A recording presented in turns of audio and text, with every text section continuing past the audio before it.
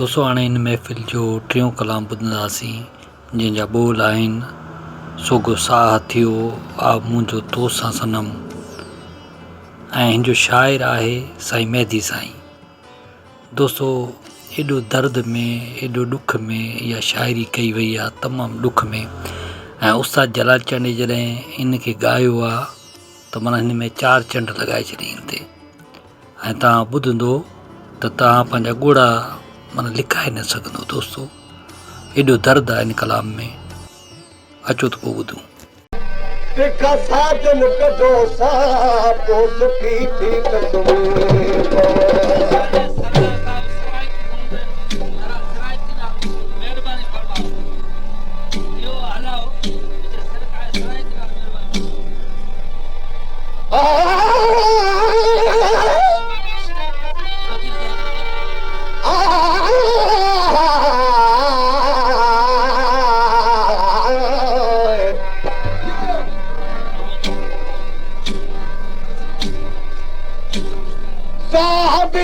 जो हिकिड़ो जी सादे मजे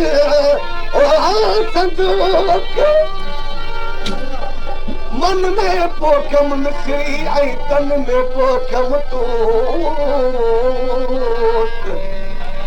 हाणे अची खाओ मलूक मत रुकारी रही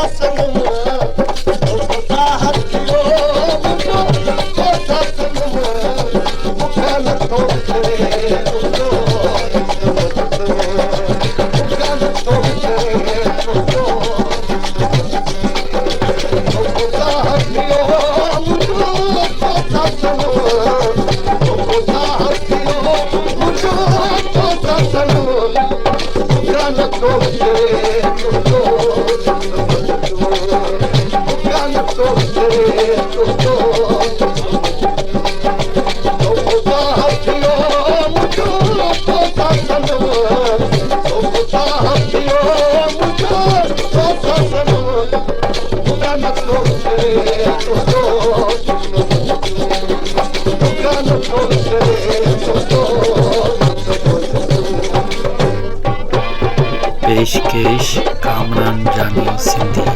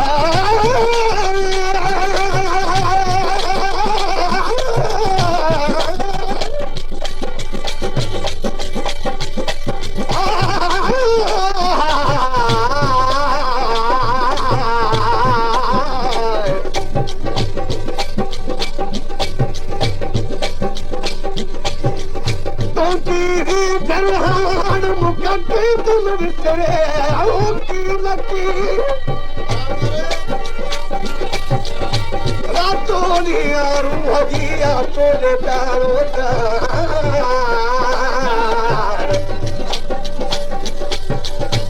अची हूं हमल करे तूं त कर मूं वटि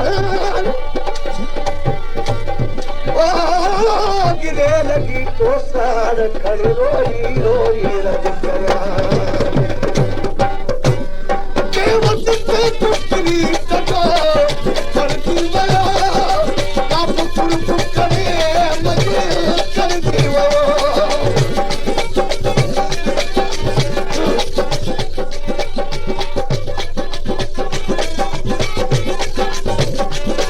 के वक़्त ते टुकड़ी कढो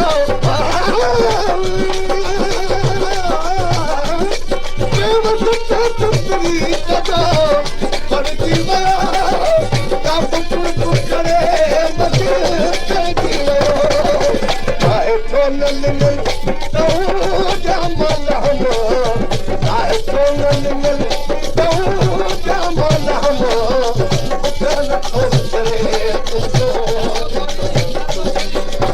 खुदा हथियो मुझो ऐसा सनम खुदा हथियो मुझो ऐसा सनम उठन खोसरे तुझो